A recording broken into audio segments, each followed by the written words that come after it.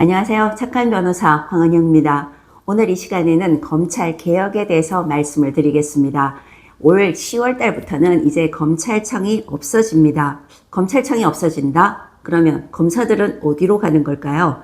일단은 검사들은 공소청이라는 이름이 바뀐 곳에서 일을 하게 됩니다. 사실 현실적으로는 그대로 검찰청이 그대로 있는데 이름이 바뀌는 겁니다. 그러면 이름만 바뀌는 건가? 중요한 기능도 하나 없어집니다. 검사들은 이제 수사는 거의 못하게 된다고 보고 여건에서는 이 부분을 거듭거듭 확인을 하고 있습니다. 이제부터는 검사들은 수사는 절대 못하게 해야 되는구나. 검사들에게서는 수사권을 완전히 빼내야 되겠구나. 이렇게 확인을 하고 있는 겁니다. 그러면 검사들은 무슨 일을 하게 될까요? 일단 검사들은 수사는 손을 떼고 기소 여부를 결정을 하게 되고 기소가 되면 법정에서 공소 유지를 하는 기능에 집중을 하게 만들다. 이게 여건의 방향입니다. 자, 이렇게 되면 그러면 검사가 수사를 못하고 기소만 하는 거야? 그러면 뭐 예전에 말하는 공판검사만 이제 남는 거야? 이렇게 생각을 하실 수가 있는데 우리가 검찰 제도를 한번 보면 어떻게 보면 개혁을 굳이 선회로 나쁜 것을 좀 빼버리고 좋게 해석을 한다 그러면 검사가 본연의 업무를 하게 한다. 이 점에 집중하는구나 하고 이해를 할 수도 있습니다. 검사는 원래 어떤 역할을 해야 될까요? 우리나라의 그 독특한 역할 때문에 사실은 검찰권이 너무 강해졌다 이런 비판을 많이 받고 있는데 우리나라 검찰제도 역사를 한번 본다면 해방 무렵으로 한번 거슬러 올라가 볼 수가 있습니다. 일단 우리나라 검찰제도는 어느 나라 것이냐 이렇게 본다면 독일에 있는 검찰 제도가 일본을 거쳐서 우리나라에 들어온 것입니다. 우리나라는 어떤 역사를 겪었죠? 일단 일제 식민지 지배 시대를 겪었습니다. 일제 시대 때 경찰이 어떤 역할을 했었죠? 사실은 어떻게 보면 일본 사람보다 더 나쁘게 우리나라 국민들을 통치를 하는데 가장 중요한 권력을 행사하는 기관이 경찰이었던 겁니다. 해방이 되고 나니까 역시 이런 경찰이 그대로 수사를 하는데 그리고 재판에 넘어가는 이 단계를 어떻게 세팅을 해야 되지? 이럴 때 검사의 역할이 강해지게 된 겁니다.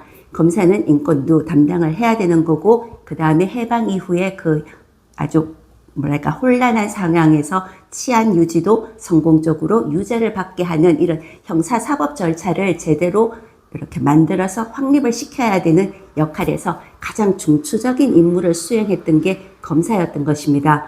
이렇게 되니까 검찰이 원래는 수사보다는 기소 그리고 영장 청구 이런 강제 수사에 대해서 경찰을 통제하는 기능 이게 주된 업무였는데 사실은 이 기능 중에서보다는 직접 수사를 하는 게 우리나라에서는 굉장히 많이 자꾸 강화가 되었던 겁니다. 그러니까 여러분들 기억나실지 모르겠지만 대검 중수부가 있었습니다. 대검 중수부라면 사실은 웬만한 기업이나 웬만한 공직자들은 여기서 소환만 했다 하는 얘기만 들어도 어떻게 되는구나 하는 거의 공포를 느낄 만큼 수사에서는 최고 수사기관 역할을 했던 겁니다. 중수부도 폐지가 되었고 검찰이 수사를 한다 안 한다 여러 가지 있었지만 지금까지는 검찰이 수사를 계속 해왔던 것입니다.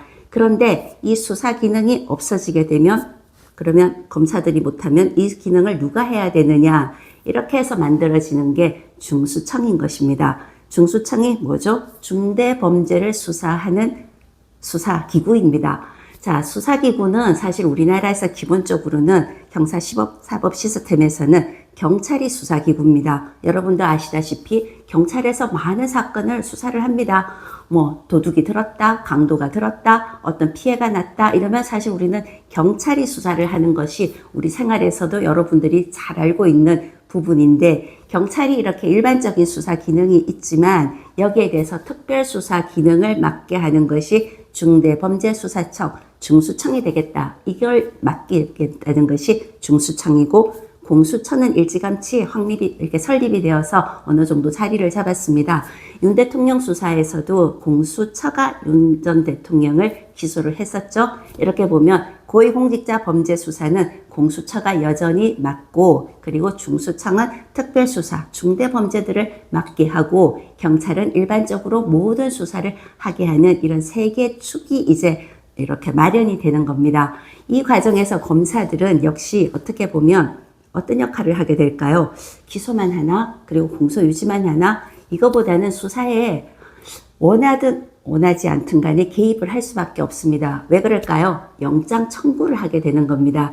검사는 일단은 경찰 그리고 공수처는 조금 다르기는 한데 공수처는 검사가 있습니다. 근데 중대범죄수사청에는 검사가 아예 없기 때문에 중수청에서 영장을 청구하는 경우도 공소청에 있는 검사한테 영장 서명을 받아야지 되는 이 절차에서 한 단계가 더 있는 겁니다. 이렇게 된다 그러면 검사들은 이 영장을 볼 때 이거는 영장을 청구하고 구속 기소를 하기에 어떤 문제점이 있구나, 충분하구나 이런 판단을 하는 역할은 여전히 중요하게 하면서 수사에 어떻게 보면 뭐랄까요, 이렇게 컨트롤 역할을 해야 된다 그럴까요? 영장 청구권, 공소 유지, 기소 이 부분과 관련해서 그래서 저희가 볼 때는 제 의견은 검사는 여전히 중요한 형사 절차에서 아주 중요한 국가기관으로서 역할을 가지고 갈 것입니다. 자, 중수청, 그리고 공수처, 그리고 경찰 이렇게 3개 수사기관이 이제는 수사를 하면서 각자의 위상을 확립하려고 나름대로 적극적인 수사활동을 할 것으로 보여집니다.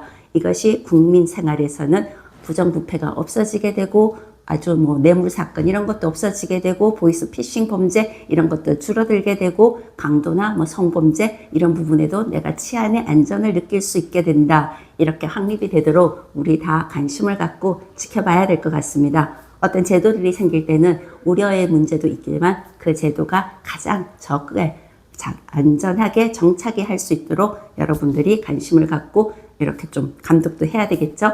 자, 수사기구 개편, 검찰개혁에 대해서 오늘 설명을 드렸습니다. 이해하시는 데 도움이 되셨다면 구독과 좋아요 부탁드립니다. 감사합니다.